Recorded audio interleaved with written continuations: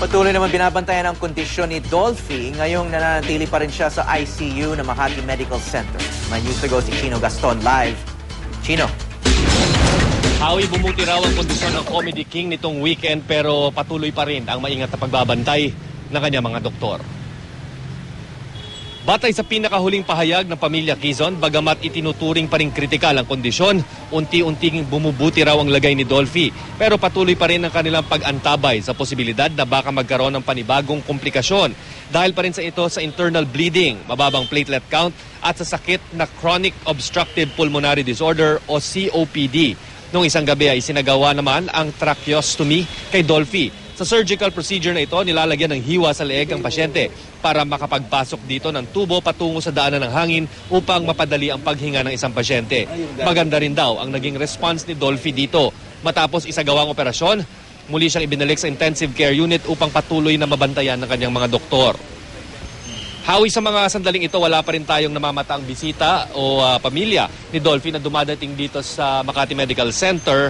Bagamat ang ating pagkakaintindi ay may mga kaanak ang Comedy King na nagbabantay magdamag sa loob ng ospital. Howie.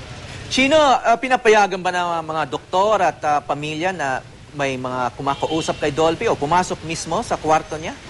Ang ating pagkakaintindi, Howie, dahil nasa loob ito ng ICU ay bawal muna ang pumasok ang sinumang kaanak. Labas na yung mga doktor na pumapasok doon para makausap at hindi rin malinaw sa mga sandaling ito kung nakakausap nga itong pasyente natin.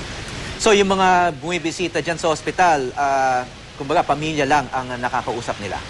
Ang alam lang natin ay kung sino man yung nasa labas, kung hindi naman masyadong close sa pamilya, ay dun muna yung dumadating naman kasi dito, Howie, yung naghahatid ng kanilang simpatya para bumisita dito sa pamilya ni Dolphy at ang ating pagkakaintindi ay wala itong access dito mismo kay Dolphy sa loob ng ICU. So para sa mga fans, halimbawa na gustong pumunta dyan o dumalaw, meron bang sinetap na lugar o receiving area ang ospital? Wala tayong nakikita dito parang receiving area dahil ito ay isang pribadong ospital at alam naman natin na napakahigpit nitong Makati Medical Center pagdating sa mga visiting hours at lalo na critical yung pasyente ay wala tayong alam na may facility for fans na dadating dito para maghatid ng kanilang simpatya. Okay, maraming salamat. Chino Gaston.